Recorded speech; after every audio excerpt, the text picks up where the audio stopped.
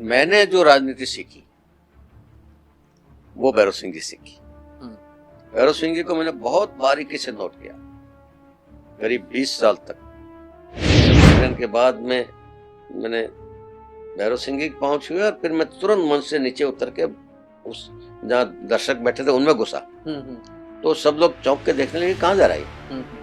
तो मैंने जाके मेरे पिताजी के पाँव छुए, माता जी के पाँव छुए और फिर वापस आके अपनी जगह बैठा। तो भैरव सिंह ने उस बात को नोट किया। दैनिक भास्कर ने हेडलाइन, दिल्ली से स्टोरी बनी थी, फ्रंट पेज पे हेडलाइन कि भाजपा के एक विधायक ने वसुंधरा राजे मुख्यमंत्री के खिलाफ मोर्चा खोला आपने फिर चादर भी छोटी करता जाए तू। अच्छा। तो नौका दे दी, पाल दिए पतवारें दी, चट्टानी लहरों सा फिर टकराए तू। मैं तेरा हूँ, मैं तेरा हूँ, मैं तेरा हूँ, मुझको अपना कहने से कतरा। वसुंधरा के विरोधी हूँ या वसुंधरा जी मेरी विरोधी है या वो मुझे काट रही है, मार रही है, जो भी। भैरव सिंह जी थे, वसुंधरा जी थी, बजला जी है। माना कुछ लोगों ने मुझको बहुत चढ़ा कर रखा है, मैं अपनी औकात न समझूं, ये कैसे हो सकता। अपनेपन से अपनी बातें कह दी अपने यारों में, यारों ने वो सारी बातें छपवा दी अखबारों में जी। और मुझे भरोसा मिल लूंगा तो सब कुछ पा लूंगा, लेकिन मुझे भरोसा मिल लूंगा तो सब कुछ पा लूंगा, लेकिन मेरा घुसना मुश्किल उनके भीड़ भरे दरबारों में। नमस्कार, मैं हूं विवेकानंद और आप देखना शुरू कर चुके हैं हमारी खास पेशकश 100 बरस संघ के 100 कहानियां संघर्षों की। धर्म के लिए जिए, समाज के लिए जिए, ये धड़कने ये श्वास हों, पुण्य भूमि के लिए, कर्म भूमि के लिए, जन्मभूमि के लिए। यही विचार संघ की शाखाओं में सिखाया जाता है। आप अपने स्वत्व के साथ जुड़े रहिए, अपनी जड़ों को आप पहचानिए और फिर इस राष्ट्र के हित में जो कुछ आपसे बन पड़े वो करने का प्रयास करते रहिए। नेशन फर्स्ट की बात राष्ट्रीय स्वयंसेवक संघ करता है और साथ ही साथ बात होती है नेशन फर्स्ट के साथ वैल्यू मस्ट की।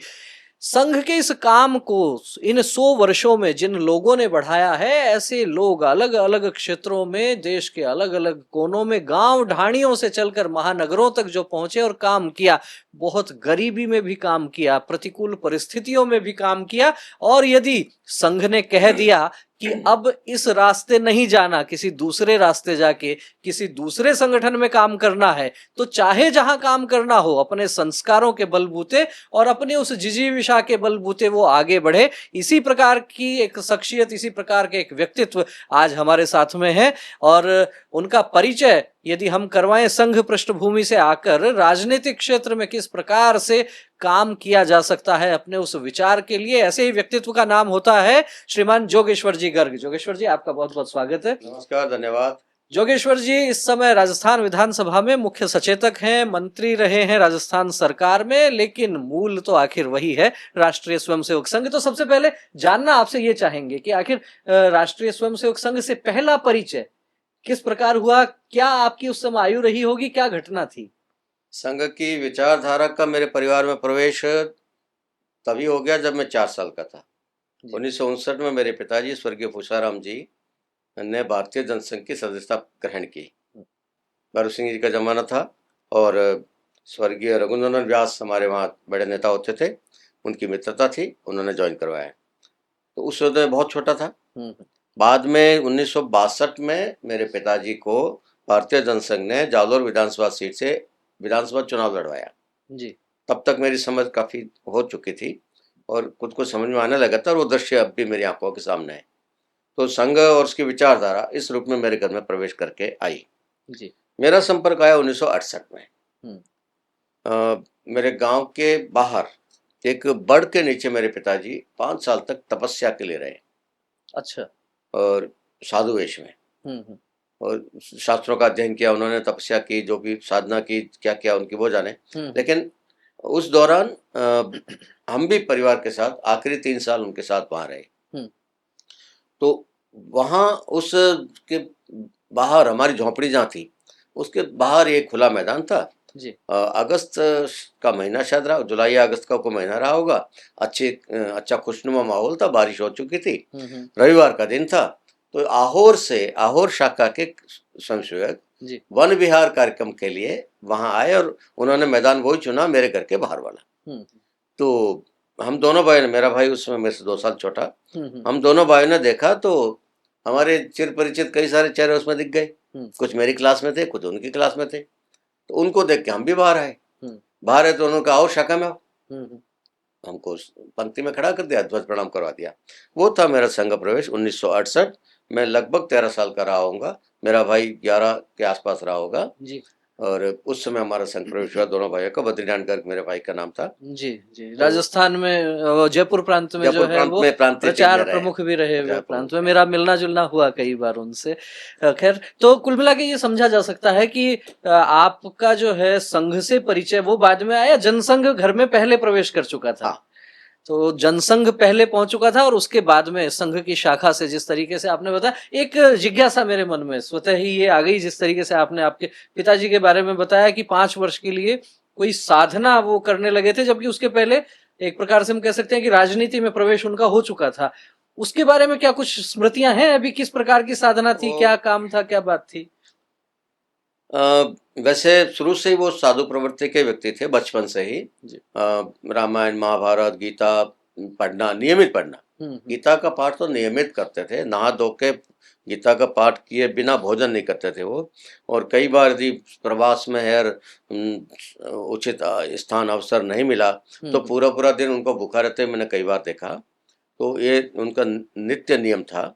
अच्छा। और गीता के अलावा भी ब्रह्मसूत्र, इस वेदांत के क्षेत्र में ब्रह्मसूत्र सबसे कठिन ग्रंथ माना जाता है। वो हमारे घर में अब भी पढ़ा है और मेरे पिताजी उसका अध्ययन करते थे। और अन्य भी ये सारे उपनिषद जो ज्यादा प्रचलन में है, सारे उपनिषद हमारे घर में होते थे। साधु संतों के साहित्य, उनकी जीवनियाँ, उनके साहित्य, उनके कविताएं, भजन, वो सब हमारे घर में होते थे। आप कल्पना करिए कि उस जमाने में जालोर यहाँ से 415 किलोमीटर है जी, जयपुर तो से। जयपुर से 400 किलोमीटर दूर बैठे व्यक्ति को उस जमाने में दादू दयाल के बारे में पता था, सुंदरदास जी के बारे में पता था। बड़ी बात है।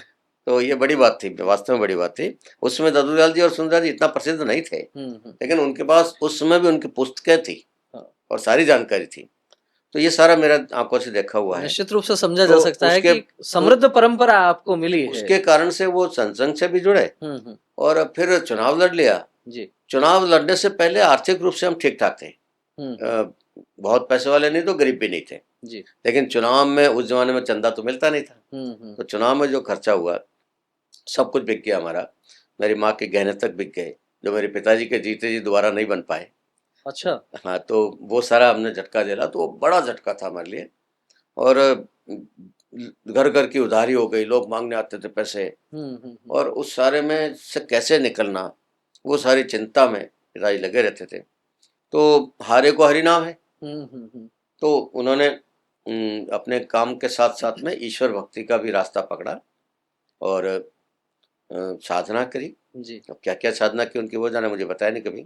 ये दर्शकों के लिए एक खास बात हो सकती है कि आज के इस दौर की राजनीति आप देखिए, कोई व्यक्ति चुनाव लड़ता है तो उसका आर्थिक स्तर कैसा होता है और चुनाव लड़ने के बाद में किस प्रकार की परिस्थिति होती है। लेकिन जैसा जोगेश्वर जी बता रहे हैं कि चुनाव लड़ने के बाद में आर्थिक संकट में आ गए, उसके पहले तक स्थितियां ठीक ठाक थी। वास्तव में जो शुचिता की बात होती है, जो ईमानदारी की राजनीति की बात होती है, जो मूल्यों और सिद्धांतों की राजनीति की बात होती है, वो भी आज के इस दौर में जो हमारे दर्शक हैं, मैं चाहूंगा कि उन तक ये विषय पहुंचे और वे अपने स्तर पर भी पता करें। राजस्थान में ऐसे बहुत से कहानी किस्से मिलेंगे कि लोग अपनी बात के धनी थे, ईमानदारी के धनी थे। खैर, विषयांतर हो जाएगा, लेकिन मैं ये चाहूंगा जानना आपसे कि सामान्य रूप से जैसे जनसंघ से चुनाव लड़ा आपके पिताजी ने, उसके बाद में आपका परिचय आया। 10 वर्ष उनका संघर्ष का रहा। हाँ।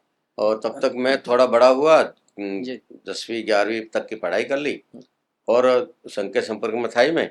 मेरा प्राथमिक शिक्षा वर्ग हो चुका था 70 में। हाँ। और 71 में और 72 में मेरा प्रथम वर्ष हुआ जी। और प्रथम वर्ष के दौरान ही मुझे प्रेरणा हुई कि मुझे प्रचारक जाना चाहिए। अच्छा। घर की आर्थिक स्थिति अच्छी नहीं थी, ये मैंने बताया है। और मेरे ऊपर ये दायित्व था, सबसे बड़ा था मैं घर में भाई बहनों में, तो मेरे पर दायित्व था कि मैं तुरंत 11वीं पास करते ही तुरंत कहीं काम धंधे में लगूं और पिताजी का हाथ बटाऊं जी। पर उस समय मेरे प्रचारक ने मुझे कहा कि आपको प्रचारक जाना चाहिए, और मैं 17.5 साल की उम्र में घर छोड़ गया। 17.5 वर्ष की आयु में प्रचारक निकल गए। प्रचारक निकल वो गया। कौन प्रचारक थे, उनका नाम ध्यान है आज जिन्होंने प्रेरित किया? विजय कृष्ण नाहर उसमें हमारे विभाग प्रचारक थे। अच्छा, तो प्रचारक बनने की प्रेरणा उनसे मिली। विजय कृष्ण जी से और मिली। बाद में स्वर्गीय लक्ष्मण सिंह शेखावत हाँ। हमारे विभाग प्रचारक रहे, और स्वर्गीय किशन भैया जी हमारे प्रांत प्रचारक थे। पहले विभाग प्रचारक फिर प्रांत प्रचारक जी। तो उन दोनों का बहुत सानिध्य मुझे रहा। फिर स्वर्गीय नरमोहन जी का सानिध्य बहुत रहा। तो मेरे जीवन पे जो ब्रह्मदेव जी प्रांत प्रचारक थे जब मैं तहसील प्रचारक था, तो उनका भी असर रहा। मानुसोहन सिंह जी, तो ये 5-7 लोग हैं वरिष्ठ प्रचारक जिनका मेरे जीवन पे प्रभाव पड़ा। सबसे अधिक मुझे मोटिवेट किया और तराशा, जिसे मोटिवेट कहने से ज्यादा बेटर शब्द है, गढ़ने का काम जिन्होंने मेरे को जो किया। गढ़ा, मेरे को तराशा, जी। वो थे स्वर्गीय लक्ष्मण सिंह शेखावत। बहुत बारीकी से तराशा उन्होंने, एक एक चीज को ध्यान से देखते थे और समय समय पर टोकते थे, समझाते थे, रास्ता बताते थे। कितने वर्ष प्रचारक जीवन रहा आपका? बस मैं 73 में निकला था जी। फरवरी में। फरवरी 73 में मैंने द्वितीय वर्ष किया, 74 में तृतीय वर्ष किया। सोजत तहसील मेरे पास थी जी। और 75 में इमरजेंसी लग गई। हाँ। तो इमरजेंसी के दौरान मैं मीशा का वारंट था मेरे नाम, तो अंडरग्राउंड था मैं। और अंडरग्राउंड रहते हुए पहले सोजत में काम किया, फिर मुझे सिरोही तो कुछ समय के लिए भेजा, कुछ महीने सिरोही में रहा। यूँ करते करते फिर मुझे आदेश हुआ 14 नवंबर को पहला सत्याग्रह जब प्रारंभ हुआ जी, 14 नवंबर 1975। तो उस पहले जत्थे में मुझे जाना चाहिए, ये आदेश हुआ कि तुम पहले अंदर जाओ, पीछे से हम और भेजेंगे तो उनको संभालना अंदर। अच्छा। माने लक्ष्मण सिंह जी का आदेश था। तो जेल जाना हुआ इमरजेंसी में। तो 75 में 14 नवंबर 75 को मैंने पहला सत्याग्रह किया। मेरे साथ एक और थे सोजत के कार्यकर्ता कमल सिंह, हम दोनों जेल में गए। अगले हफ्ते दूसरा बैच आना था, लेकिन किसी कारण से नहीं आ पाया। तो 2 हफ्ते निकल गए, फिर आदेश हुआ कि चलो जमात करवा लो। तो 25 दिन बाद हम दोनों जमात करा के बाहर आ गए। और उसके कुछ दिन बाद 30 दिसंबर को मुझे दोबारा सत्याग्रह करने का आदेश हुआ। वो मैंने पाली से किया। उसमें उसमें वो माणकचंद महात्मा मेरे साथ थे। हम दोनों ने मिलकर पाली में सत्याग्रह किया। उसमें हमको DIR मिला। सोजत में 107 151 में गिरफ्तारी हुई थी जी, पाली में DIR में गिरफ्तारी हुई। और उसके बाद फिर लंबे समय जेल में रहने का वो रहा। पाली जेल में भी रहे कुछ महीने। फिर उसमें मैंने 11वीं की परीक्षा वहां से दी थी। अच्छा। तो उसके लिए हमको फॉर्म भरवा दिया था। मैंने लक्ष्मण सिंह जी ने पता नहीं क्या सोच के इमरजेंसी लगने से पहले मेरे से फॉर्म भरवा दिया था। तो उस समय वो परीक्षा आ गई, तो हमको अजमेर जेल में भेजा। 1 महीना अजमेर जेल में रह के हमने परीक्षा दी। अच्छा। मेरी परीक्षा की उस कॉपी पे प्रिंटेड वो मोहर लगी आती थी। परीक्षा केंद्र आदर्श कारागार अजमेर। कारागार से जेल से परीक्षा दी पास की जी। फिर वहां से हम वापस पाली आए। पाली से फिर हमको जोधपुर सेंट्रल जेल में शिफ्ट कर लिया। वहाँ मान्य भैया जी और बहुत सारे लोग थे अंदर जी। लगभग कितने समय रहना हुआ होगा जेल में? कुल मिला के मतलब समझ लीजिए कि 14 नवंबर से लेके और सितंबर 76 तक। सितंबर 76 तक रहना हुआ। और प्रचारक जीवन लगभग कब तक रहा? प्रचारक था, तब तक प्रचारक था मैं। अच्छा। फिर जेल से छूटने के बाद संघ में प्रतिबंध था। प्रचारक व्यवस्था तो कुछ थी नहीं, न रहने की व्यवस्था थी, न खाने की व्यवस्था थी, कुछ नहीं था। तो मुझे आदेश हुआ कि मैं घर जाऊं और घर जाके अपना काम काज संभालने की कोशिश करूं। मेरे गांव गया, पिताजी के साथ रहा 2-3 महीने, कोशिश की कुछ काम धंधा मिल जाए। अब चूंकि जेल से छूट के आया था, तो कोई काम देने को तैयार नहीं। बड़ा मुश्किल रहा होगा। न कोई दुकान पे नौकर रखने को तैयार, न कोई अपने ऑफिस में नौकर रखने को तैयार, न कोई मजदूरी देने को तैयार। तो फिर इन परिस्थितियों में जो है यहाँ तक कि बैंक वाले लोन देने को तैयार नहीं। उस परिस्थिति में फिर निर्णय किया कि राजस्थान छोड़ना चाहिए। अच्छा। तो मैं पहले गुजरात गया, अहमदाबाद गया, 1.5-2 महीना वहां प्रयास किया कुछ काम मिल जाए। वहां मेरा संपर्क आया मेरे पूर्व जिला प्रचारक अच्छा प्रताप सिंह जी चौहान, जो जालोर के जिला प्रचारक रहे जब मैं सुनसेक बना था। अच्छा। तो उनसे संपर्क आया, वो भी इसी परिस्थिति में थे। तो उन्होंने मुझे सुझाव दिया कि आप शोलापुर आ जाओ। शोलापुर में आहोर के हमारे संघ के कार्यकर्ता सूरज जैन और उनके बड़े भाई शांतिलाल जैन, उन दोनों ने एक हुबली में उनकी दुकान थी, सोलापुर में नई दुकान करी ये पेपर की, कागज की। तो उस दुकान पे काम करने के लिए मेरे को बुला लिया उन्होंने।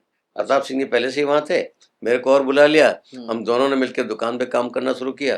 पर वहाँ भी वही हाल था, दुकान दिन भर दुकान, जी। सुबह शाम शाखा, अच्छा। संघ का काम, हम दोनों ये करते थे। तो 5 महीना सोलापुर रहना हुआ।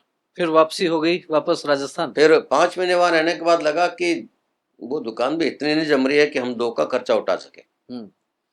तो फिर प्रताप सिंह जी ने मुझे आबू रोड शिफ्ट किया। अच्छा। आबू रोड में एक लेथ मशीन लगाई, लेथ मशीन, जी। वो जो लोहे का काम करते हैं जो, हाँ हाँ। वो लेथ मशीन लगाई, उसको संभालने का काम दिया। उनके बड़े भाई कारीगर थे, वो कारीगरी का काम वो करते थे, उनको हेल्पर के रूप में मेरे को वहाँ रखा। लगभग साल भर वहाँ रहा मैं। तो उसमें भी वो दिन भर वो लेथ मशीन और शाम को शाखा। तो वो भी एक तरह से प्रचारक जैसा ही जीवन निकला वो भी जी। तो समझ लीजिए 78 तक मैं वहाँ था, 78 शुरुआत तक। अच्छा। फिर वहाँ से मैं निकला तो तब तक मेरा समानांतर पढ़ाई भी चल रही थी। बीए प्रथम वर्ष मैंने उसमें पास किया 78 में, और उसके बाद मेरी शादी की तैयारी हो गई। तो जुलाई 78 में मेरी शादी हुई, और फिर मैं गया वहाँ से। मेरे एक दोस्त मुझे ले गया शादी से पहले। फालना में एक दोस्त था मेरा जो मेरे कक्षा में साथ पढ़ा हुआ 5वीं तक। उन्होंने एक दुकान करी थी, वो बच्चों का जो झूला होता है, हाँ, फोल्डिंग वाला जी, वो बेबी क्रेडल बेचने के लिए उन्होंने पूरे देश का जिम्मा लिया। अच्छा। तो एज सेल्स मैन मुझे उन्होंने रखा। बहुत सारे काम किए। तो उसमें रहते हुए 300 रुपये महीना में मैंने लगभग 9 महीने 10 महीने वहाँ काम किया जी। उसका फायदा मुझे हुआ, ये पंजाब से लेके ठेठ कन्याकुमारी तक ये आधे से ज्यादा भारत में देखने को मिला। काम के साथ साथ में भारत के खर्चे से भारत दर्शन हो गया, कंपनी के खर्चे से भारत दर्शन हो गया जी। फिर उस दौरान 2 महीने कोयम्बटूर में रहने का भी काम पड़ा। फिर कुछ बात पे कुछ परिस्थिति ऐसी बनी कि मुझे वो छोड़ना पड़ा। फिर मैं गया बाड़मेर। तब तक मेरे छोटे भाई की नौकरी लग गई थी बाड़मेर में, SBBJ में कैशियर की। अच्छा। तो उन्होंने मुझे वहां बुला लिया, बाड़मेर के आदर्श विद्या मंदिर में शिक्षक की नौकरी की। अच्छा, फिर एकदम लाइन बदल गई, बिल्कुल व्यापार से आप आगे शिक्षा में। फिर बाड़मेर में 4-5 महीने काम करते करते अचानक आदेश हुआ कि चौटन के प्रिंसिपल जो थे वो नौकरी छोड़कर चले गए, और चौटन स्कूल नई नई लगी है और वो संभालना मुश्किल हो रहा, तुरंत जाओ। अच्छा। तो मुझे बाड़मेर छुड़ा के वहां भेज दिया, चौटन पहुंच गए। 5-6 महीने वहां काम करके उस स्कूल थोड़ा जमाया। दिवाली पे मैं घर आया, फिर कुछ शारीरिक कुछ ऐसी समस्या पैदा हो गई कि 3-4 महीने में जा नहीं पाया। तो फिर वो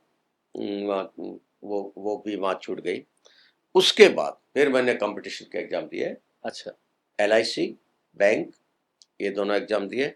LIC में मेरा सिलेक्शन हो गया, उसमें ज्वाइन कर लिया। उसके कुछ महीने बाद SBBJ में कैशियर के में सिलेक्शन हुआ, फिर वो मैंने ज्वाइन नहीं किया। LIC में रहते हुए मैंने ग्रेजुएशन पूरा किया, और वहाँ से फिर मैंने मारवाड़ ग्रामीण बैंक के मैनेजर के वो कंपटीशन फाइट किया। अच्छा। उसमें भी मेरा सिलेक्शन हुआ। LIC छोड़ के मारवाड़ ग्रामीण बैंक में मैनेजर के रूप में 6.5 साल नौकरी की। लगभग 3.5 साल LIC, 6.5 साल बैंक। वो करते हुए संघ का काम लगातार कर रहा था। तो नगर कार्यवाह, तहसील कार्यवाह, जिला कार्यवाह, वो सब चल रहा था मेरा। यहाँ दर्शकों को ये बात बताना बहुत जरूरी है कि आज के इस दौर में यदि आप नए राजनेताओं को देखते हैं, नए ऐसे युवाओं को देखते हैं, लोगों को देखते हैं जो राजनीति में आ रहे हैं, यदि आप उनसे बात करेंगे कि आप काम क्या करते हैं, आपका परिवार कैसे चलता है, अर्थोपार्जन के लिए क्या करते हैं, तो सुनने को मिलेगा कि राजनीति ही करते हैं। लेकिन जोगेश्वर जी ने जिस तरीके से बताया कितने काम किए अपना घर परिवार चलाने के लिए, क्योंकि राजनीति आपके अर्थोपार्जन का माध्यम नहीं हो सकती है, राजनीति सेवा का माध्यम है, सेवा उसके माध्यम से हो सकती है राजनीति के माध्यम से, लेकिन आपको घर परिवार चलाने के लिए, और स्वयं जोगेश्वर जी के मुंह से हम सुन रहे हैं कितने संघर्ष किए, कहां कहां जाकर क्या क्या काम किया। ये तो बात रही एक प्रकार से घर परिवार चलाने के लिए जो अर्थ की व्यवस्था करनी होती है। अभी आप कह रहे थे कि जो इमरजेंसी के दौरान आपका जेल जाना हुआ, पाली की बात आई, सोजत की बात आई। जहां तक मुझे याद है इस समय जो भारतीय जनता पार्टी के वर्तमान में प्रदेश अध्यक्ष हैं मदन जी राठौड़, ये भी शायद उसी कालखंड में संघ के कार्यकर्ता थे। उसी समय जब मैं सोजत तहसील प्रचारक था तब मदन राठौड़ जी अपने पाली शहर के प्रचारक थे जी। और वो पढ़ाई भी कर रहे थे, ग्रेजुएशन कर रहे थे, और पाली शहर में संघ का काम कर रहे थे। सोजत के मूल निवासी थे जहां मैं प्रचारक था। हाँ। तो हमारी मित्रता बन गई उसमें। और जब मैं जेल में था तो मदन राठौड़ बाहर थे, अच्छा। और वो बाहर से हमको मदद कर रहे थे, अंडरग्राउंड थे वो, लेकिन मदद कर रहे थे। कभी कोई सामान पहुंचाना है, किसी को कपड़े पहुंचाने हैं, किसी को दवाई पहुंचानी है, किसी को किताबें हमको पढ़ने के लिए भेजते थे वो, जी। अखबार भेजते थे, कोई खाने पीने की चीजें भेजते थे, वो सारा चलता रहता है। तो जैसे ये मदन जी राठौड़ और आप लोग संघ में साथ साथ रहे, प्रचारक भी रहे, ऐसे कुछ नाम और भी ध्यान में आते हैं जो संघ के काम के दौरान भी जिनके साथ में आपने काम किया हो और फिर बाद में जाके राजनीतिक क्षेत्र में भी एक साथी के रूप में वो रहे? कोई और नाम ध्यान में आते हैं मदन जी के अलावा भी? देखिए, राजनीति में मेरे साथ संघ में काम करते हुए राजनीति में आकर सक्सेस हुए हों, ऐसे बहुत ज्यादा नाम नहीं है। चलिए कोई नहीं, बाद में ध्यान आएंगे तो फिर और चर्चा करेंगे। लेकिन एक मेरे मन में जो है वो एक जिज्ञासा इस प्रकार की भी है कि सामान्य रूप से हम देखते हैं कि किसी परिवार में यदि राजनीतिक माहौल है। ओम जी माथुर एक बड़ा नाम है। ओम जी माथुर भी आपके साथ में आपने जेल मतलब? में थे उसमें। अच्छा। बाद में वो पाली जिला प्रचारक भी रहे। हाँ हाँ। फिर भारतीय किसान संघ में संघ भी साथ में रहे और राजनीति में भी साथ में रहे। ओम जी माथुर भी रहे और मदन जी राठौड़ रहे। तो मैं सवाल ये पूछ रहा था कि सामान्यतः जिन परिवारों में, और वो हमारे अमृतलाल जी परमार जो पाली जिला कार्यवाह थे, जब मैं पाली जिले में तहसील प्रचारक था, वो जिला कार्यवाह थे। बाद में वो भी विधायक बने बाली से एक बार के। अच्छा। मैं जानना ये चाह रहा था कि जिन परिवारों में पहले राजनीति पहुंच जाती है, बाद में संघ पहुंचता है, ऐसे परिवारों में बहुत कम ऐसा देखने को मिलता है कि व्यक्ति फिर संघ में ज्यादा काम करता हो। आपके परिवार में ऐसी क्या बात रही? नहीं तो जब पिताजी चुनाव लड़ चुके थे, इतने संघर्ष करने के बजाय आप सीधे सीधे राजनीति में सीधे आ सकते थे, बजाय आप मैं संघ में मेरे पिताजी के माध्यम से नहीं गया। आजकल राजनेता अपने बच्चों को संघ में भेजते हैं जी, मैं भेजा नहीं गया। मैं मेरे मित्रों के माध्यम से गया, स्वाभाविक रूप से गया। और मेरे पिताजी को तो मैं संघ में जा रहा हूँ, शाखा नियमित हो गया हूँ मैं। हाँ। ये जानकारी मेरे पिताजी को लगभग 2 साल बाद लगी। अच्छा।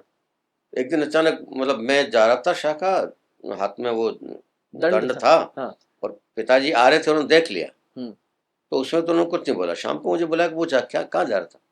उनका शाखा में। बोला अच्छा, शाखा में जाता है? तो कहा कब से जा रहा है? उन्होंने बताया 2 साल से जा रहा हूँ। अच्छी बात है। तब उनको पहली बार पता लगा।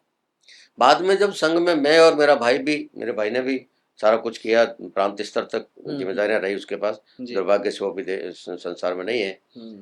और मेरे भी जिला कार्यवाह तक की माननीय प्रकाश जी, जो बाद में भारतीय जनता पार्टी के प्रांत संगठन मंत्री रहे जी, आजकल अखिल भारतीय संगठन मंत्री है लघुद्योग भारती, वो जिला प्रचारक थे, तब मैं जिला कार्यवाह था। अच्छा। तो उस समय तक मेरे पिताजी ने कई बार मुझे इशारा किया कि तुम एमएलए नहीं बन सकते, पर मैं उनको कहता नहीं। बोले क्यों? कि मेरी रुचि नहीं है, मुझे राजनीति में नहीं जाना, मुझे संघ का काम करना है और अपनी नौकरी का धंधा करना है, घर चलाना है, मुझे और कुछ नहीं करना। तो पिताजी ने जब पूछा कि राजनीति में आने के लिए, चुनाव लड़ने के लिए, आपने मना कर दिया, आपका मन जो है वो संघ की गतिविधियों में, संघ के काम में लगा हुआ था, फिर वो क्या परिस्थिति बनी कि सीधे संघ से जो है वो फिर आप राजनीति में आ गए? पिताजी इसलिए बार बार पूछते थे कि 62 में वो चुनाव लड़े थे और हार गए थे, तो एक कसक उनके मन में थी, तो किसी तरह से उसका बदला लिया जाए। ये तो सामान्यतः हर एक पिता के मन में होती है कि जो मैं नहीं कर पाया वो। लेकिन मैं चूंकि राजनीति में रुचि नहीं रखता था, तो मैं कभी कहीं चर्चा नहीं करता था। 1985 में ऐसा हुआ कि 84 में बूटा सिंह हमारे वहां के चुनाव लड़े जी, और बम्पर वोटों से जीत गए। 85 में उसके तुरंत बाद जो चुनाव हुआ 4 महीने बाद, उसमें जालोर विधानसभा क्षेत्र से भारतीय जनसंघ का टिकट, भारतीय जनता पार्टी का टिकट जिस सज्जन को दिया गया, वो विड्रॉ करके चले गए। अच्छा, जिनको टिकट मिला वो उन्होंने अपना फॉर्म वापस ले लिया। 84 की बात है? 85 की, ठीक है। तो ये समझो कि वहां भारतीय जनता पार्टी का उम्मीदवार ही नहीं था, फिर हमको एक निर्दलीय उम्मीदवार को समर्थन देना पड़ा जी। तो वो जो परिस्थिति बनी, 5 साल बाद 90 में जब दोबारा चुनाव नजदीक आने को हुए, फिर चर्चा शुरू हुई। एससी की सीट थी हमारी, उसमें एससी में हमारे पास कार्यकर्ता होते नहीं थे ज्यादा, तो उसमें चर्चा शुरू हुई कि भाई अब किसको लाएंगे? पिछली बार जिसको ढूंढ के लाए वो तो छोड़ के चला गया, बीच में छोड़कर चले गए, तो नाक कटवा दी पार्टी की। तो किसको लाएं? तो ढूंढते ढूंढते माननीय लक्ष्मण सिंह जी शेखावत और स्वर्गीय नरमोहन जी, हम्म। दोनों की नज़र मेरे पे पड़ी। उन्होंने और प्रकाश जी गुप्ता, तीनों ने मिलकर प्लान किया और फिर मुझे एक बार नरमोहन जी ने बुला के पूछा कि यदि ऐसा हो तो कुछ नौकरी छोड़ सकते हो क्या? मैंने कहा मेरी राजनीति में कोई रुचि नहीं है, लेकिन यदि संगठन का आदेश है और संगठन को मेरी आवश्यकता है, मैं जो आप आदेश देंगे मैं मानूंगा। तो उन्होंने कहा ठीक है, आप अपने मानसिक रूप से तैयारी रखिए और नौकरी में भी कैसे अपना कामकाज समेटना है वो तैयारी रखिए। 8-9 महीने पहले मुझे इशारा हो गया था, तो चुपचाप मैंने उस ढंग से काम करना शुरू किया। राजनीति में आया और जालोर से चुनाव लड़ूंगा तो कौन कौन कार्यकर्ता मेरे काम आएंगे, उनसे संपर्क बढ़ाना शुरू किया। वो सारा प्रयास मैंने चुपचाप शुरू कर दिया था। फिर जनवरी 90 में मुझे फाइनल आदेश हुआ नौकरी छोड़ो। तो नौकरी छोड़ के आया, चुनाव लड़ा सौभाग्य से, और उसमें मैं तो कुछ नहीं जानता था, संघ ने चुनाव लड़ा था सारा जी। सौभाग्य से मैं चुनाव जीत गया। फिर लक्ष्मण सिंह जी ने भैरव सिंह जी कह के मुझे मंत्री बनवा दिया। पहली बार चुनाव जीते और पहली बार में मंत्री बन गए। उस समय पिताजी जीवित थे? हाँ, पिताजी जीवित थे। उनकी क्या प्रतिक्रिया रही होगी, याद है आपको? अभी फरवरी में विधायक बना जी, और 30 मई को मेरा शपथ ग्रहण हुआ। शपथ ग्रहण में पिताजी माताजी दोनों को मैं लेके गया था और उनके आंखों के सामने मैंने शपथ ग्रहण की। और शपथ ग्रहण के बाद में मैंने भैरव सिंह की पाँव छुए और फिर मैं तुरंत मंच से नीचे उतर के उस जहाँ दर्शक बैठे थे उनमें घुसा। तो सब लोग चौंक के देखने लगे कहाँ जा रहा है। तो मैंने जाके मेरे पिताजी के पाँव छुए, माताजी के पाँव छुए और फिर वापस आके अपनी जगह बैठा जी। तो भैरव सिंह ने उस बात को नोट किया। तब तक पिताजी थे, अस्वस्थ चल रहे थे लेकिन थे। उसके 3 महीने बाद, ठीक 3 महीने बाद 30 और 31 अगस्त के बीच की रात में उन्होंने प्राण त्याग किया। तो कुल मिला के ये संतोष तो रहा कि उनके मन में जो बात थी उसकी पूर्ति मुझे लगता है वो ये दिन देखने के लिए जिंदा रहे अब तब तक। निश्चित रूप से इससे बड़ी क्या बात हो सकती है कि यदि आपके पिताजी का कोई स्वप्न हो और वो उनकी आंखों के सामने आपके माध्यम से यदि पूरा हो जाता है तो एक मन को संतुष्टि वाला भाव तो होता ही है। तो ये तो बात हुई आपके पहले चुनाव की, लेकिन मैं चाहूंगा कि जानकारी ये भी आए कि जो राष्ट्रीय स्वयंसेवक संघ में आपने काम किया और फिर भाजपा में, इसके बीच में भी क्या किसी अन्य संगठन का कुछ अनुभव रहा कहीं? कोई जैसे विद्या मंदिरों में LIC और विद्या मंदिर में काम करते हुए थोड़े समय के लिए वो विद्या भारती से जुड़ा रहा। लेकिन जब LIC में नौकरी करी जी तब भी, और बाद में जब बैंक में नौकरी करी तब भी भारतीय मजदूर संघ से लगातार मेरा संपर्क था।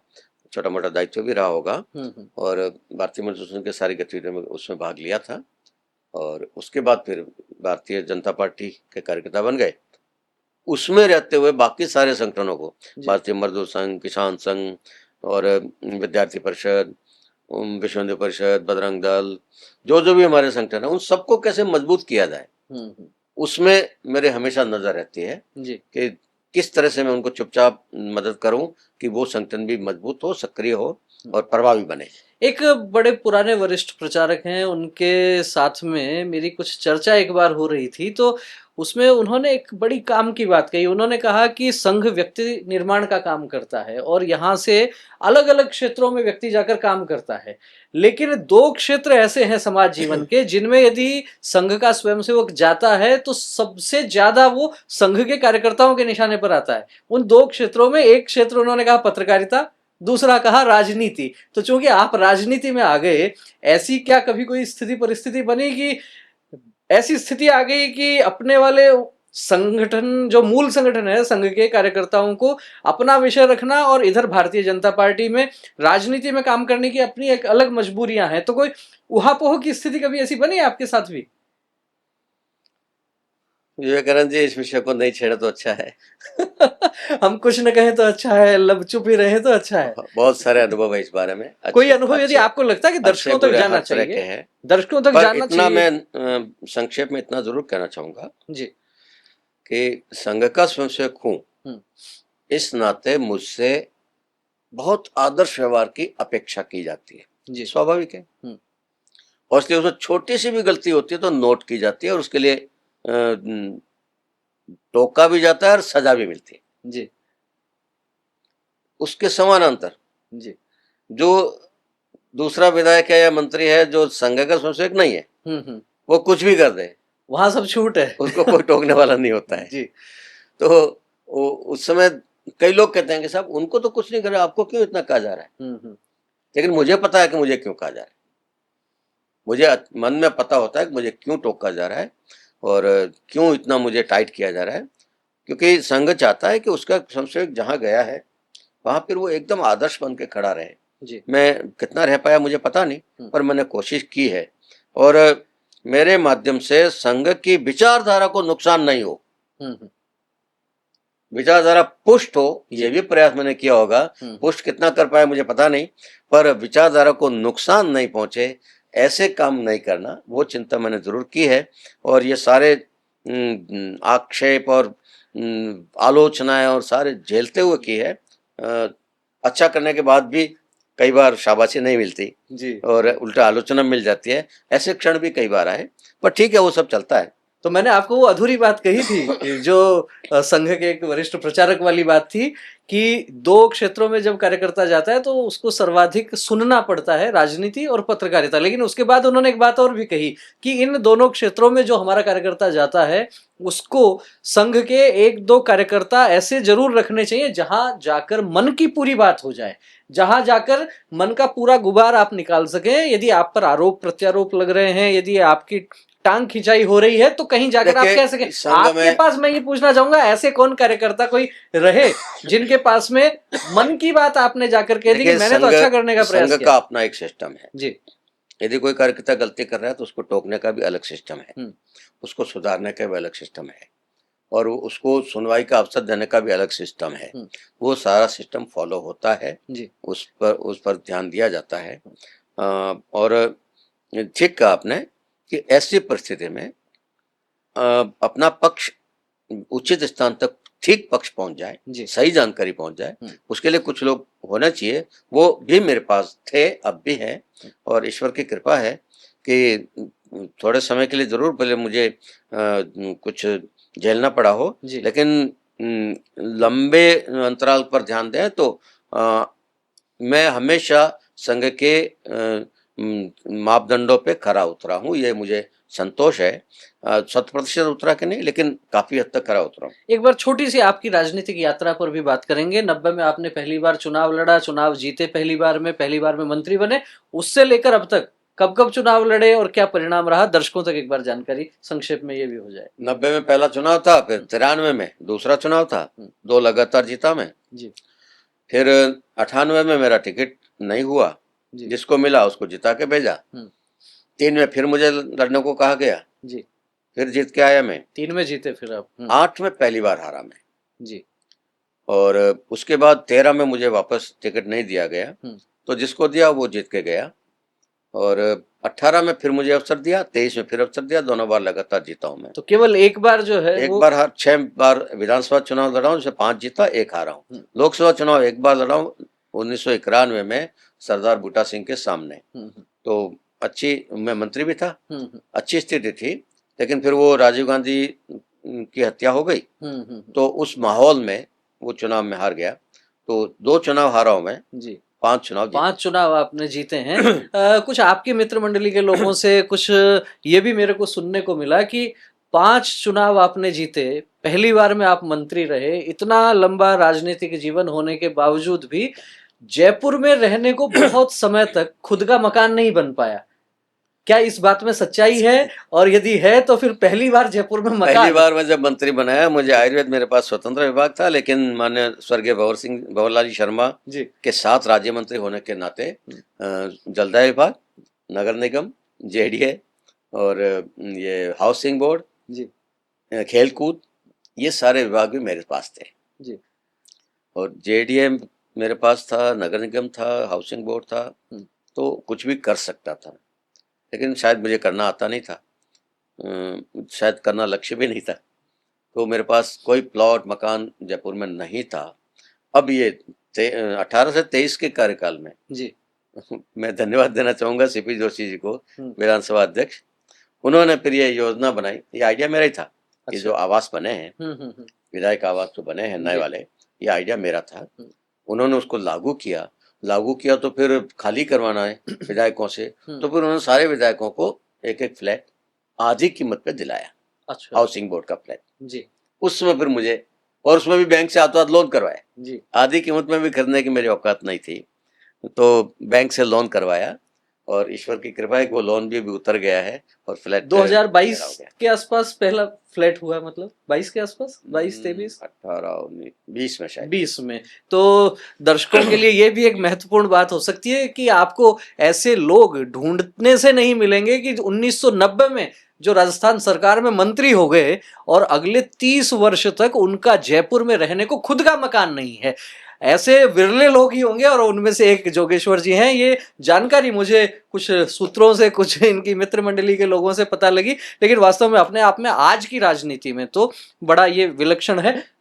इस बात को मैं इस तरीके से भी लेकर जाऊंगा, चूंकि आप तो संघ की विचारधारा के साथ पले बढ़े हैं, उस विचारधारा को आपने जिया है, इसलिए इस तरह की चीजें भी आपने सहजता से स्वीकार कर ली होंगी। लेकिन चूंकि परिवार हो गया, पत्नी है, बच्चे हैं, उनका व्यवहार क्या इस बात को लेके ऐसा नहीं रहा कि आज परिवार जब ने तो लगभग स्वीकार कर लिया। मेरी माताजी, मेरी पत्नी वो संतोषी जीव रहे और मुझे कभी उन्होंने दबाव नहीं डाला कि पैसा कमाना चाहिए जी। मेरे पिताजी के जाने के बाद मेरी माताजी ने मुझे बहुत मॉरल सपोर्ट दिया।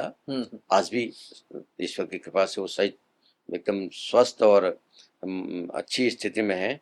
91 साल की हो गई है, लेकिन अब भी मानसिक रूप से भी शारीरिक रूप से ठीक है। अब भी मुझे मार्गदर्शन करते रहते हैं वो, तो उन्होंने मुझे कभी भटकने नहीं दिया। लेकिन मेरे रिश्तेदारों की नज़र में और मेरे मित्रों की, संघ के अलावा जो मित्र हैं जी, उनके नज़र में मैं बेवकूफ। बड़ी बात कह दी, क्योंकि ये अब आज का जो दौर है इसमें व्यक्ति यदि आपको आपके बैंक बैलेंस से आंकता है। जालोर में भी मेरा मकान मेरे एमएलए के दूसरे कार्यकाल में, मतलब एमएलए रहते हुए, मंत्री रहते हुए मुझे 7-8 साल हो गए। 7 साल बाद मेरा पहला प्लॉट हुआ जालोर में और उसके 9 साल होते होते लगभग मुझे जाके वो मकान बन के मिला, वो भी बैंक लोन से हुआ। तो खैर कोई अफसोस नहीं मुझे उसका। अच्छा, एक प्रश्न मैं ये करना चाहूंगा कि राजनीति की यदि हम बात करते हैं और खासतौर पर भारतीय जनता पार्टी की राजनीति करते हैं तो लंबे समय से भारतीय जनता पार्टी के भीतर दो तरह के राजनेता देखे जाते हैं। एक वे राजनेता जो संघ की पृष्ठभूमि से, विचारधारा से आए हैं, दूसरे वे राजनेता जो इस पृष्ठभूमि से उनका परिचय भाजपा में आने के बाद होता है। तो ये जो दो गुट दिखते हैं, इसमें चूंकि आप पर तो सीधा ठप्पा लगा हुआ था कि आप संघ के कार्यकर्ता हैं, प्रचारक रहे हैं, फिर राजनीति में, इसका लाभ हुआ आपको या नुकसान हुआ? नहीं, संघ का स्वयंसेवक होना एक भावनात्मक विषय है और संघ के विचारधारा पे चलते समय लाभ हानि का विचार नहीं किया जाता। मैं भी नहीं करता। करना है मतलब करना है, लाभ होगा, व्यक्तिगत लाभ हानि नहीं सोचा जाता। और लेकिन मैं स्वर्गीय लक्ष्मण सिंह शेखावत और स्वर्गीय सोहन सिंह जी को याद करता हूँ इस मौके पर जी। पहली बार विधायक बना था मैं, अमृतलाल जी परमार, मैंने बताया बाली से पहली बार विधायक थे। हम दोनों ने जाके बात करी कि एक हम कार्यक्रम करते हैं कहीं पे मिलने का, जिसमें स्वयंसेवक विधायकों को बुलाते हैं जी। तो उन्होंने पूछा क्यों करना चाह रहे हो? तो अमृत जी बोले कि ताकि हमको पता लगे कि हमारे विधायकों में स्वयंसेवक कौन कौन है। तो दोनों ने हमको डांट दिया। अच्छा, बोले जानने की कोई आवश्यकता नहीं। ये जानने की कोई आवश्यकता नहीं है, जो भी विधायक भारतीय जनता पार्टी के हैं सारे स्वयंसेवक हैं। अलग से अपनी पहचान, स्वयंसेवक विधायक की पहचान बनाने की आवश्यकता नहीं है। और भारतीय जनता पार्टी में ये विभाजन, इस आधार पर विभाजन कभी नहीं होना चाहिए कि ये तो स्वयंसेवक विधायक है और ये नॉन स्वयंसेवक विधायक है। ये विभाजन कभी नहीं होना चाहिए। दुर्भाग्य से बाद में जाके वो विभाजन हुआ 2003 से 8 के दौरान। ऐसी दुर्भाग्यपूर्ण परिस्थितियां बनी जी कि वो विभाजन हुआ और अच्छा नहीं हुआ, उसके कारण पार्टी को नुकसान हुआ।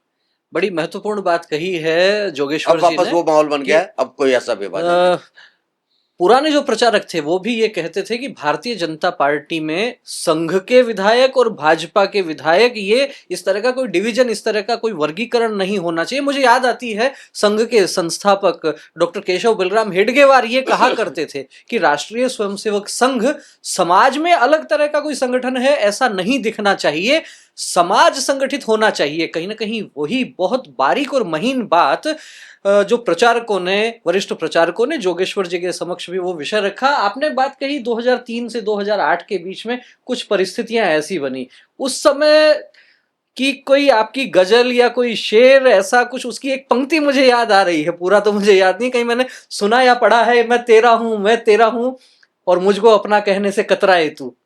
मैं चाहूंगा एक बार वो शेर गजल का जो भी कुछ अंश है वो तो दर्शकों तक पहुंचे ही, और यदि आप सहज हों, यदि आपको दिक्कत नहीं हो तो क्या उसके पीछे भाव है? मुझे कोई दिक्कत नहीं है जी। और उस समय दैनिक भास्कर ने हेडलाइन, दिल्ली से स्टोरी बनी थी, फ्रंट पेज पे हेडलाइन कि भाजपा के एक विधायक ने वसुंधरा राजे मुख्यमंत्री के खिलाफ मोर्चा खोला अपने तरीके से। उसमें मेरी गजल की पुस्तक आई थी जी। उसमें कुछ शेर ऐसे थे हाँ। जिनको लोग उससे वो जोड़ कर देख रहे थे, क्योंकि राजनीति में है आप तो जोड़ेंगे लोग। खूब चर्चा हुई उसकी जी। और वो न्यूज छपने के बाद में कई सारे चैनल, स्टार प्लस और उसमें जो थे, उन लोगों ने मुझसे संपर्क किया, मेरे इंटरव्यू किए, मेरे किताब को हाईलाइट किया, तो हुआ वो सारा। तो उसकी कौन सी ऐसी खास पंक्ति सारा थी? होने के बाद जी, मैं वो किताब लेके मैंने वसुंधरा जी के घर गया। अच्छा, पुस्तक का नाम क्या था? बात हमारी पगली सी। बात हमारी पगली सी। जी। तो वो ले जाके मैंने उनको भेंट की। बोले कैसे आया? उनका आपको पुस्तक भेंट करना है। बोले कौन सी? मैंने कहा वही जिसकी चर्चा हो रही है जिसके बारे में ये कहा जाता है कि मैंने उसमें आपके खिलाफ लिखा है। आदरणीय वसुंधरा जी को शेर और शायरी की अच्छी समझ है, और इसलिए मैंने उनको कहा कि आप इसको तसल्ली से पढ़िए जी, और आपको लगे कि मैंने कहीं सीमा या मर्यादा का उल्लंघन किया है जरूर टोकना मुझे। तो मैंने बाद में पता किया उस किताब का क्या हुआ, तो मुझे उनके स्टाफ ने बताया कि उन्होंने अपने बेडरूम के बुक शेल्फ में रखा उसको, वहां रखा तो मतलब पढ़ा होगा। हाँ, पढ़ा ही होगा। और उसके बाद उन्होंने आज तक मुझे कभी टोका नहीं है जी। इसका मतलब सब कुछ ठीक था। हालांकि थे उसमें कई सारे चुपते हुए सवाल भी थे उसमें। जी। तो कुछ अभी दर्शकों के लिए कुछ पंक्तियां वहां उस गजल की या उस पुस्तक की आपके माध्यम से आ जाए तो। वो 2008 का मेरा कार्यकाल जो है राजनीतिक रूप से एक संघर्ष का काल था। 2003 में आपको टिकट नहीं मिला था? दिन में मिला, जीता था मैं, 8 में विधायक था मैं। अच्छा, 8 तक विधायक रहे। ठीक है। तो 8 में मेरा संघर्ष शुरू हो गया था जी, जो 18 तक चला। 10 वर्ष तक लगातार न मैं विधायक था, न मेरे पास पार्टी का कोई डंका पद था, फिर भी पार्टी का कार्यकर्ता था जी। और जब कभी भी पार्टी ने मुझे याद किया ये करके आना है, वो करके आना है, यहाँ जाना है, वहां जाना है, मैंने आज्ञा का बिना कोई बड़ी जिम्मेदारी के आप काम करते रहे, आज्ञा का पालन किया और एक बार भी पार्टी के खिलाफ कुछ नहीं बोला। पर मन में जो कवि मन जगा, उसकी जो पंक्तियां निकली वो उसमें से प्रकट हो कई बार हुआ है। कुछ पंक्तियां याद आ रही हैं अभी। फैला दूं मैं पाँव मुझे सिखलाए तू, फैला दूं मैं पाँव मुझे सिखलाए तू, फिर चादर भी छोटी करता जाए तू। अच्छा। तो नौका दे दी, पाल दिए, पतवारें दी, चट्टानी लहरों सा फिर टकराए तू, मैं तेरा हूं, मैं तेरा हूं, मैं तेरा हूं, मुझको अपना कहने से कतराए तू। इसकी बहुत चर्चा हुई उस समय। ऐसे ही एक शेर और था जी, कि प्रश्न मेरी आंख से छलके अगर तो क्या करूं। प्रश्न अगर मेरी आंख से छलके हैं तो क्या करूं। प्रश्न मेरी आंख से छलके अगर तो क्या करूं, बोलता कुछ भी नहीं मैं रहनुमा के सामने। क्या बात है। और भी एक और खतरनाक शेर था जी, जिसको लेके आलोचना हो सकती थी कि अपनेपन से अपनी बातें कह दी अपने यारों में, यारों ने वो सारी बातें छपवा दी अखबारों में। जी। और मुझे भरोसा मिल लूंगा तो सब कुछ पा लूंगा, लेकिन मुझे भरोसा मिल लूंगा तो सब कुछ पा लूंगा, लेकिन मेरा घुसना मुश्किल उनके भीड़ भरे दरबारों में। क्या बात है। ये तो निश्चित रूप से बहुत सारा संकेत इस इन पंक्तियों के माध्यम से समझ में आ ही रहा है। और ये एक बड़ी बात है कि यदि कोई व्यक्ति राजनीति में है और वो राजनीति का व्यक्ति यदि कविताएं लिखता है, साहित्य से जुड़ा हुआ है, तो अपनी बात को कहने का एक ढंग, एक सलीका वो थोड़ा सा मैं ये बदल कहना जाता चाहूंगा है। कि ये सारा कहते हुए भी जी। यदि मैंने कहा वसुंधरा जी का शेर आपके लिए है। क्यों है? क्यों मिलना कठिन था उस दौर वसुंधरा में? जी को मुख्यमंत्री बनने के 3-4 महीने के अंदर ही जी। मैंने व्यक्तिगत अकेले में सुझाव दिया था। 2 चीज, एक तो अधिक से अधिक लोगों तक अपनी पहुंच बनाइए। लोग आपके दीवाने हैं, जादू है आपके और बड़ा परिवर्तन भी हुआ, एक साथ 120 सीटें उस दौर में आई थी। आपका हाथ जब कंधे पे होता है तो आदमी बिल्कुल जुनून सवार हो जाता है पार्टी के लिए काम करने का। ठीक बात है। अभी आप पे निर्भर है कि आपका हाथ कितने कंधों तक पहुंचे। तो अपना एक्सेस बढ़ाइए। बाद में तो ये आरोप लगे कि उनसे मिलना, विधायकों का मिलना भी कठिन हो रहा था। तभी मैंने कहा ना कि मेरा घुसना मुश्किल उनके भीड़ में दबाओ। जी। मैंने जो कुछ कहा उनको, उन्होंने कभी नहीं टाला। मेरे पहले लोगों ने कहा कि मैं वसुंधरा का विरोधी हूँ, या वसुंधरा जी मेरी विरोधी हैं, या वो मुझे काट रही है, मार रही है, जो भी है। उसके बाद भी मैं दावे से कह रहा हूँ, जब भी मैंने पार्टी हित में कुछ सुझाव दिया जी, उन्होंने तुरंत खुद या तो नोट किया या अपने पीए को तुरंत नोट करवाया और वो लागू हुआ। बहुत सारे फैसले ऐसे हुए जो मेरे कहने से हुए, बड़े बड़े फैसले। ये जो 24 घंटे सिंगल फेज लाइट गाँव में जानी चाहिए, वो मेरा सुझाव था।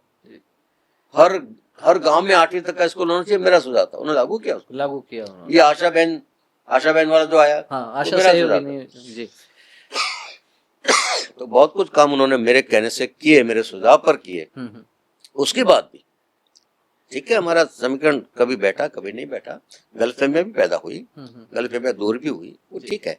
उसके बाद भी जी लोगों को मैंने अच्छे लोगों को गालियां बोलते देखा है। अच्छा। भैरव सिंह जी शेखावत ने मंत्री नहीं बनाया, इसलिए कैलाश मेघवाल जी को मैंने खुलेआम भैरव सिंह को गालियां बोलते हुए सुना, देखा है। अच्छा, जबकि एक दौर में तो कैलाश मेघवाल भैरव सिंह जी के बहुत निकट थे। भैरव सिंह जी के ही आदमी थे। हाँ, बहुत निकट थे। और वो जो कुछ थे भैरव सिंह जी कारण थे। उसके बाद भी भैरव सिंह जी को गालियां दी उन्होंने। हाँ, मैंने सुनी, अपनी आंखों से देख के गालियां बोलते हैं। क्यों ठाकर ऐसा ठाकर वैसा, उस भाषा में। अच्छा। मेरे को मंत्री बनाया चाहे नहीं बनाया, मुझे टिकट दिया चाहे नहीं दिया, पर मैंने कभी अपने किसी भी नेता के खिलाफ एक शब्द पब्लिकली नहीं बोला, और न मैं कभी मांगने गया जी। और मैं दावे से कहता हूं कि मैं मेरे जीवन में कभी असंतुष्टों की लाइन में खड़ा नजर नहीं आऊंगा। मैं सदैव संतुष्ट हूं, और पार्टी जो मिला, जितना मिला अच्छा मिला। पार्टी जो दे उसमें खुश हूं, दे तो खुश, नहीं दे तो खुश, मुझे कोई तकलीफ नहीं है। न मैं कभी टिकट मांगने जाता हूँ, न मैं कभी पद मांगने जाता हूँ। अभी चर्चाएं चल रही है कि पुनर्गठन हो रहा है। हाँ, बहुत सारे लोग मुझे कह रहे दिल्ली जाओ, ये करो वो करो, मैं कहीं नहीं जा रहा, नहीं जाता। संगठन तय करेगा जो भी जिम्मेदारी। संघ को पता है मैं क्या हूँ, भारतीय जनता पार्टी को पता है मैं क्या हूँ, और मेरे नेतृत्व को जालौर जिले के अध्यक्ष से लेके और राष्ट्रीय अध्यक्ष जेपी नड्डा जी तक और माननीय प्रधानमंत्री नरेंद्र मोदी जी तक को पता है मैं क्या हूँ और मेरा क्या उपयोग है। जहां मेरा उपयोग लगेगा वो अपने आप करेंगे जी, नहीं लगेगा नहीं करेंगे। ये मानसिकता लेकर इतने साल तक, 36 साल हो गए मुझे इस मानसिकता से पार्टी में काम किया है, इसलिए मैं कभी फ्रस्ट्रेशन में नहीं आया, कभी असंतुष्ट नहीं हुआ और कभी बगावत नहीं की। ये एक बड़ी बात है कि जो सामान्यतः लोग कहते हैं कि जो प्राप्त है वो पर्याप्त है। यदि इस प्रकार का संतुष्टि का भाव रहता है और कर्म आप करते जाते हैं तो फिर संगठन और नियति अपने आप तय करती है कि आखिर आपकी भूमिका क्या होने वाली है। और मुझे लगता है कि इसमें भी कहीं ना कहीं जो मन में साहित्य के प्रति जो भाव है, कविताओं के प्रति जो भाव है, उसका भी एक बड़ा कारण हो सकता है। श्रद्धेय अटल बिहारी वाजपेयी जी बड़े राजनेता हुए, देश के प्रधानमंत्री रहे, कविताएं लिखते थे, और भी जो राजनेता इस साहित्य के क्षेत्र से जुड़े हुए, उनमें कुछ विशेषता तो आपको निश्चित रूप से नजर आएगी ही। मैं चाहूंगा कि ये भी जानकारी साथ ही साथ आ जाए कि साहित्य के साथ में कैसे, कब से क्या जुड़ाव आपका हुआ, क्योंकि राजनीति एक विषय है, संघ एक विषय है, इसके बीच में ये जो प्रस्फुटन है कविताओं का। फिर मेरे पिताजी को, स्वर्गीय पिताजी को याद करूंगा। घर में साहित्य का माहौल था जी, भले वो धार्मिक साहित्य था लेकिन था। हिंदी के, राजस्थानी के, गुजराती की जी, तीनों भाषाओं की पुस्तकें हमारे घर में रहती थी। और इसलिए गुजराती भी मेरे को बचपन में आ गई। अच्छा। पढ़ना भी और बोलना भी।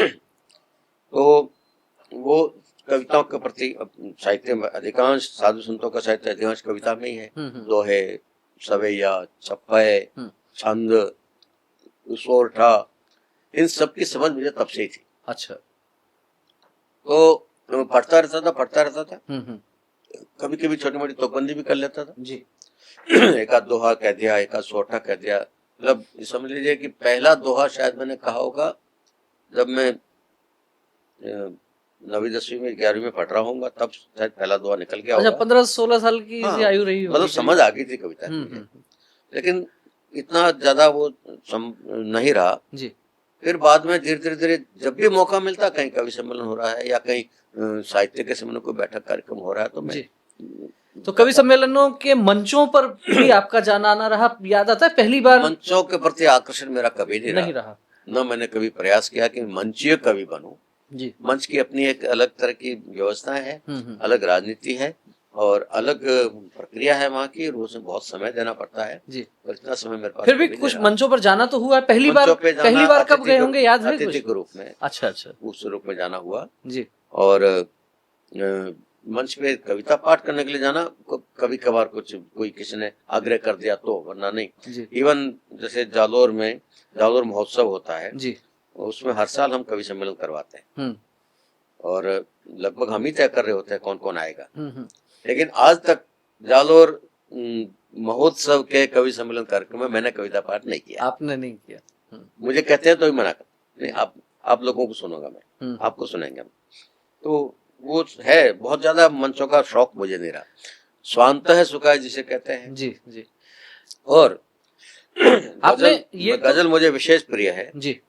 और आपको जानकर आश्चर्य होगा, गजल मतलब उर्दू। हाँ।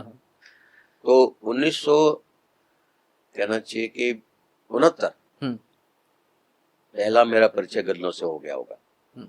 और उस जमाने में आर्थिक रूप से मैं सक्षम नहीं था जी। परिवार मेरा कमजोर था।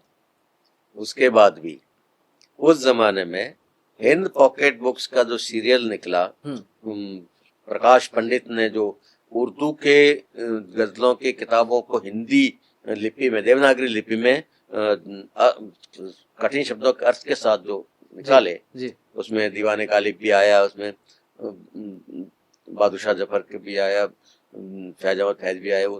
वो सारी किताबें 10-12 किताबें मैंने बुक पोस्ट से मंगवाई पैसा देकर। अच्छा। तो गजलों में मेरी इतनी रुचि खूब रही है आपकी। तो वहाँ उनको पढ़ते गजल कहने का शरूर थोड़ा बहुत आया जी। तरीका आया, शेर कहने का तरीका आया और वहां से शुरू करते काफी कुछ सीखने को मिला। अब आपसे एक प्रश्न ये भी मैं लूंगा, जिस तरीके से आपने कहा कि मंचों का बहुत अधिक आकर्षण आपको नहीं रहा, लिखते रहे, गजल भी लिखी और लिखने का जो वो तो बहुत पहले से ही दौर प्रारंभ हो चुका था आपका, लेकिन मंचीय कवियों का संगठन है राष्ट्रीय कवि संगम और उससे आप जुड़े हुए हैं काफी लंबे समय से। मैं चाहूंगा थोड़ी सी जानकारी राष्ट्रीय कवि संगम के साथ में आपके जुड़ाव की, और चूंकि आप स्वयं अपने आप को मंचीय कवि उस धारा से अलग मानते हैं, फिर उस संगठन के साथ में कैसे क्या तालमेल और जुड़ाव रहा? मैं जहां भी मुझे मौका मिलता, नौकरी के दौरान भी, जब भी कभी साहित्यिक कुछ भी कार्यक्रम गतिविधि हो रही है तो मैं उसमें जुड़ता था। LIC में नौकरी करता था जालोर में 81, 82, 83। तब राजस्थानी भाषा साहित्य संस्कृति अकादमी की तरफ से कार्यक्रम हुआ था जी। उसमें मैं गया था, जालोर में हुआ था। तो पहली बार शायद उससे जुड़ा। फिर उनके और भी जहाँ जहाँ कार्यक्रम सुरई में हुए या पाली में हुए या जोधपुर हुए, उनमें सब में मैं जाता रहा हूँ और उनके संपर्क में रहा मैं। फिर बाद में जब मैं मंत्री बन गया, MLA बन गया, मंत्री बन गया जी, तो उन लोगों ने मुझसे किनारा कर लिया। अच्छा। क्योंकि उसमें सारे कॉमरेड थे। अच्छा, विचारधारा वाला विषय, ज्यादातर कॉमरेड थे। हाँ। जब तक मैं एक्सपोज नहीं हुआ था तब तक तो मैं उनको बहुत अच्छा लग रहा था, लेकिन जैसे ही पता चला कि मैं संघ का कार्यकर्ता और मैं BJP का कार्यकर्ता हूँ तो उन्होंने मुझसे दूरी बनाना शुरू कर दिया। खैर वो एक अलग कहानी है, लेकिन कविता से मेरा जुड़ाव हमेशा रहा जी। और गजल की जब मैं बात करता हूँ, गजल पढ़ना, गजल लिखना या गजल सुनना जी, सुगम संगीत के रूप में गजल सुनना मुझे बहुत पसंद है। ये तीनों चीजें मेरे लिए एक तरह से सेफ्टी वॉल्व का काम करती हैं। फ्रस्ट्रेशन मुझ में नहीं आता, मैं बार बार कह रहा हूँ, वो नहीं आने के पीछे लेकिन ये फिर भी आता है, ये कई बार आता है। जी कई बार परिस्थितियां कुंठित करती है, चाहे पारिवारिक कारणों से हो, सामाजिक कारणों से हो, राजनीतिक कारणों से हो, आर्थिक कारणों से हो, कई बार तनाव होता है। उसमें यदि कोई अच्छी गजल सुनने को मिल जाए, रिलैक्स। जी, अच्छी गजल पढ़ने को मिल जाए, रिलैक्स। अच्छी शेर निकल जाए मेरे मुंह से, रिलैक्स। मैंने रोडवेज की बसों में बैठे बैठे, जब मैं विधायक था, कागज पेन जेब में रखता था, रात में मैं सफर करता था, ऐसे ही कोई शेर दिमाग में आया, तुरंत ड्राइवर को कहता है लाइट जला, और मैं वो शेर नोट करता जी। तो ऐसे वो एक तरह से सेफ्टी वॉल मेरे तनाव को बाहर निकालने का एक रास्ता था, गजल और शेर। निश्चित रूप से जो गजल हैं, शेर हैं, कविताएं हैं, ये भी आपको आनंदित तो करती ही हैं, लेकिन जब आप कुछ समस्याओं में होते हैं तो उसका निराकरण, या कहिए कि जिसको हम कहते हैं कि स्ट्रेस को कम करने का काम जो है, वो भी कविताएं, गजल, शेर कर दिया करते हैं। मुझे याद आ गया आपका एक शेर जो सुना था, अपने आप पर भी लोग किस प्रकार से बहुत आसानी से बात कह देते हैं। राजनीतिक क्षेत्र में कई बार समय पालन करना कठिन होता है, तो मैंने कहीं सुना कि नेता की जो है तुलना वो सूरज के साथ कैसे कर दी कि आने में देरी जाने में जल्दी खूब मचाता है, और नेता वाले नखरे सूरज सर्दी में दिखलाता है। तो इस प्रकार की यदि जब आपने चीजें लिखी तो कई बार आपके जो एक और शेर में यहाँ कोट करना चाहूंगा जी। हम राजनीति में जब होते हैं तो हमको चढ़ाने वाले बहुत मिलते हैं, बहुत हमारी औकात से 10 गुना ज्यादा ऐसा बताने वाले मिलते हैं। मैं उनको तुरंत शेर सुनाता हूँ कि माना कुछ लोगों ने मुझको बहुत चढ़ा कर रखा है, मैं अपनी औकात न समझूं, ये कैसे हो सकता है। क्या बात है, बहुत अच्छे। तो धरती पे बने रहना जी, सत्ता में आने के बाद, मंत्री पद मिलने के बाद लोग हमको हवा में उड़ाने के लिए आते हैं जी, पर हमारे पांव धरती पर टिके हैं कि नहीं, ये चिंता हमको ये खुद को चिंता करनी पड़ेगी। और ये संघ का एक गीत भी मुझे मैं बहुत अच्छे से याद रखता हूँ, मैं अक्सर गाया करता हूँ कि तप तपस्या के सहारे इंद्र बनना तो सरल है, स्वर्ग का ऐश्वर्य पाकर मद भुलाना ही कठिन है। तो वो गुरु मंत्र हमेशा दिमाग में गूंजता है कि जो कुछ मैं हूँ संगठन के कारण हूँ, संघ के कारण, भारतीय जनता पार्टी के कारण हूँ, जनता जनार्दन के कारण हूँ, मेरी अपनी कोई औकात नहीं। मेरे लखनऊ से तो मैं सरपंच भी नहीं बन सकता, मैं राजनीतिक जीव नहीं हूँ, राजनीतिक हथकंडे मुझे आज भी नहीं आते, लेकिन कैसे बन रहा हूँ, 5-5 बार विधायक बन गया, या तो संघ जानता है, या बीजेपी जानती है, या जनता जानती है। बिना पैसे के, मैं कोट करना चाह रहा हूँ, याद रखना चाहिए सबको, बिना पैसे की राजनीति जी मैंने की है। जैसा हमने अभी चर्चा भी की कि कितने वर्षों के बाद तो मदन दिलावर को बारे में मैं कह सकता हूँ जी, या मेरे बारे में कह सकता हूँ, और भी कुछ ऐसे लोग होंगे जिन्होंने बिना पैसे के भी राजनीति कर ली और सफलतापूर्वक कर ली जी, किसी हद तक सफल हो गए।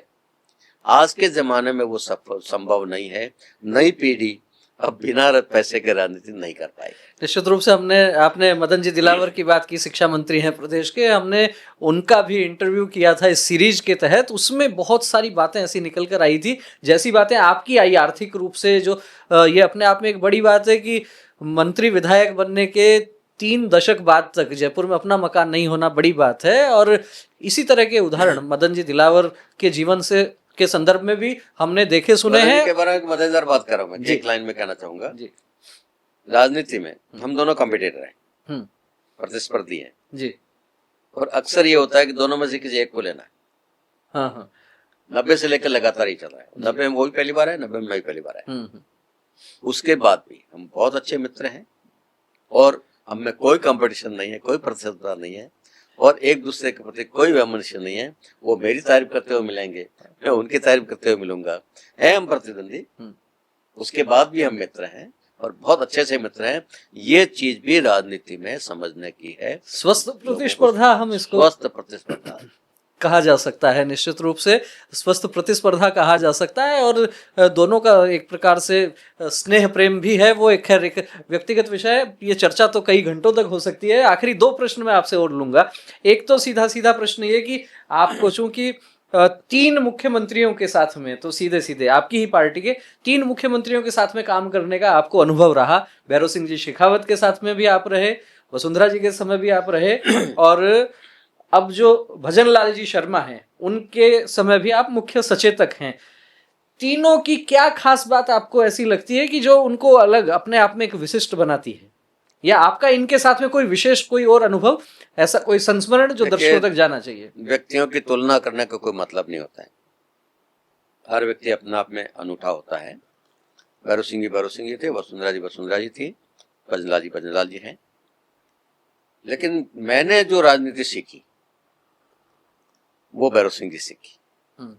भैरव सिंह जी को मैंने बहुत बारीकी से नोट किया, करीब 20 साल तक, और बहुत एक एक चीज उनकी मैं देखता था, समझता था। कहाँ उन्होंने ठीक किया उसको भी समझता था, कहाँ उनसे गलती हुई वो भी समझता था।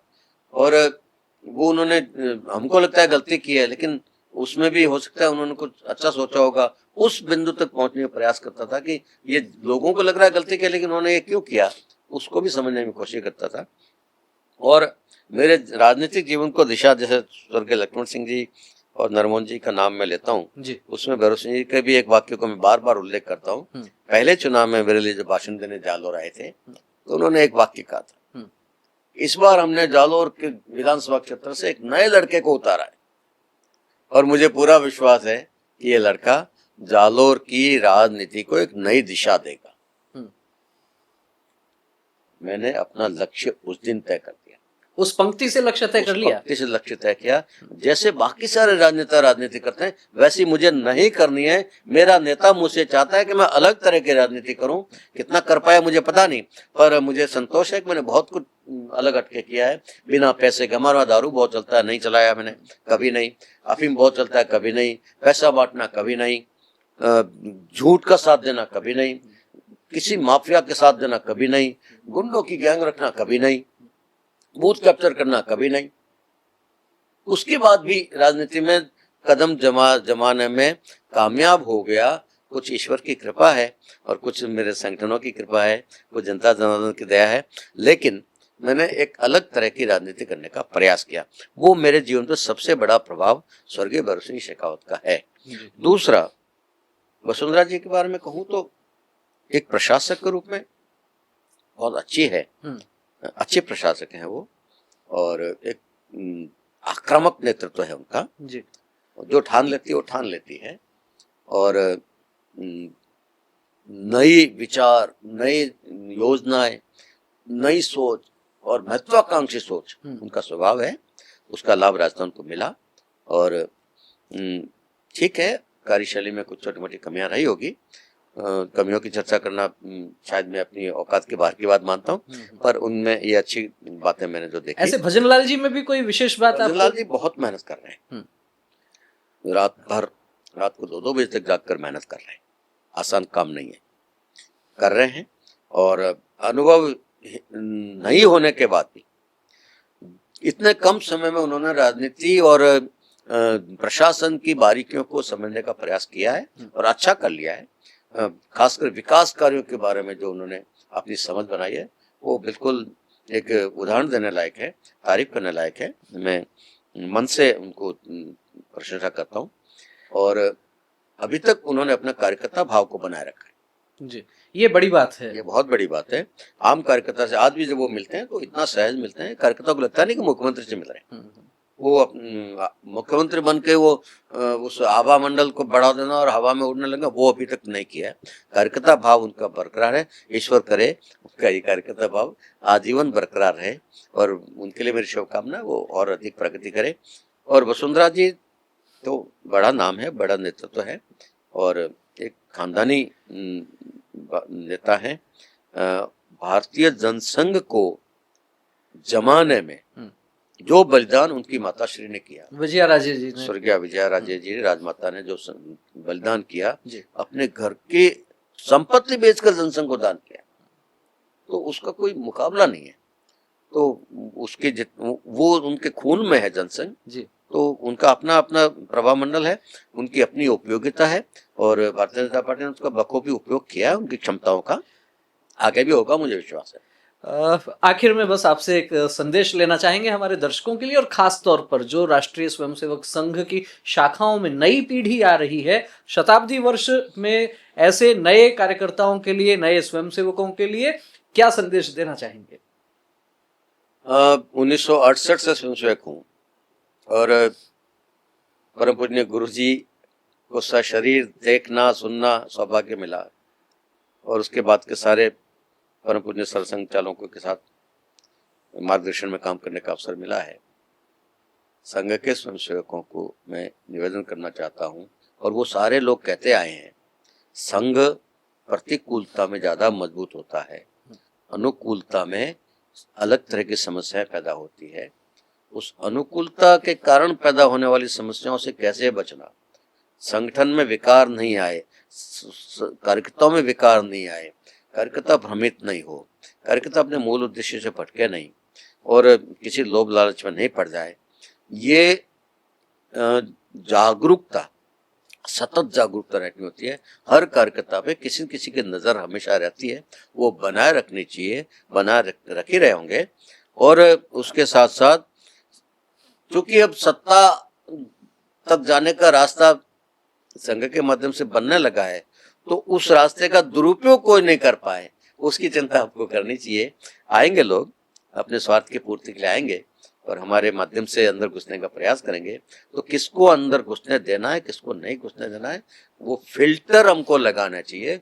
कौन वास्तव में योग्य है पार्टी के लिए, संगठन के लिए, विचारधारा के लिए उपयोगी है, उसको आगे बढ़ाना, और कौन व्यक्तिगत स्वार्थ की पूर्ति के लिए हमारे माध्यम का प्रयोग कर रहा है, ये चिंता जरूर की जानी चाहिए। ये फिल्टर हमको जरूर लगाना चाहिए। और दूसरा फिल्टर एक और लगाना चाहिए जी, हमारा अपना कार्यकर्ता, पुराना हो चाहे नया हो, संघ का अच्छा कार्यकर्ता है, संघ के अन्य किसी विचार परिवार के संगठन का अच्छा कार्यकर्ता है, और वो जब राजनीति में जाता है, राजनीति में उसके दूषित होने के, उसके बिगड़ने के पूरे अवसर रहते हैं। तो उस पे वो राजनीति में की जो स्वाभाविक बीमारियां हैं वो उसको नहीं लग जाए, उसके लिए उस कार्यकर्ता का वैक्सीनेशन वो बराबर होता करके भेजना चाहिए और समय समय पर होते रहना चाहिए, ताकि हमारा कार्यकर्ता श्रेष्ठ कार्यकर्ता बना रहे और उस वातावरण में, दूषित वातावरण में भ्रमित नहीं हो जाए, भटक नहीं जाए। वो चिंता भी संघ को और अन्य संगठनों को करनी चाहिए।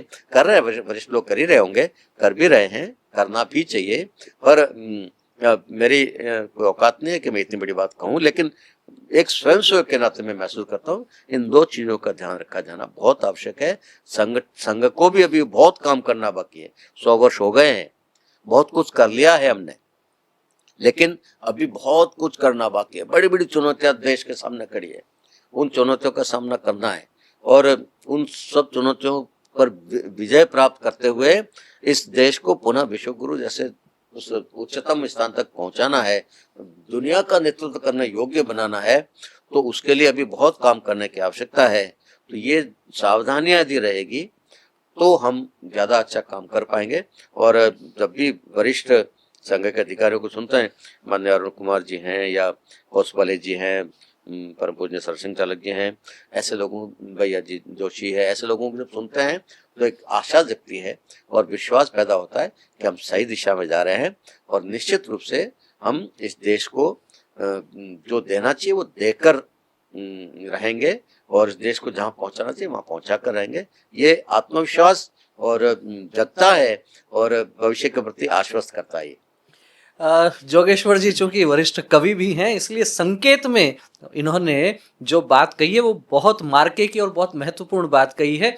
कार्यकर्ताओं के लिए जो संदेश इन्होंने दिया है, अपने आप को संघ के विचार के अनुकूल बनाए रखते हुए, बहुत सारे झंझावात, बहुत सारे प्रलोभन आएंगे, उनसे कैसे बच के रहना है ये संकेत किया। लेकिन ऊपर के जो अधिकारी हैं, जो संभालने वाले कार्यकर्ता हैं, उनके लिए भी संकेत में इन्होंने कह दिया है कि राजनीति की रपटीली राहों पर फिसलने के अवसर बहुत होते हैं। ऐसे में उचित देखभाल, उचित सार संभाल, वैक्सीनेशन के माध्यम से, जो इन्होंने कहा, नाम दिया वैक्सीनेशन का, तो संकेत के माध्यम से बड़ी बात कह दी। और साथ ही ये भी विश्वास इन्होंने जता दिया है कि देश पुनः विश्व गुरु भी बनेगा और पूरे विश्व का नेतृत्व हम देख भी रहे हैं कि भारत करने लगा है।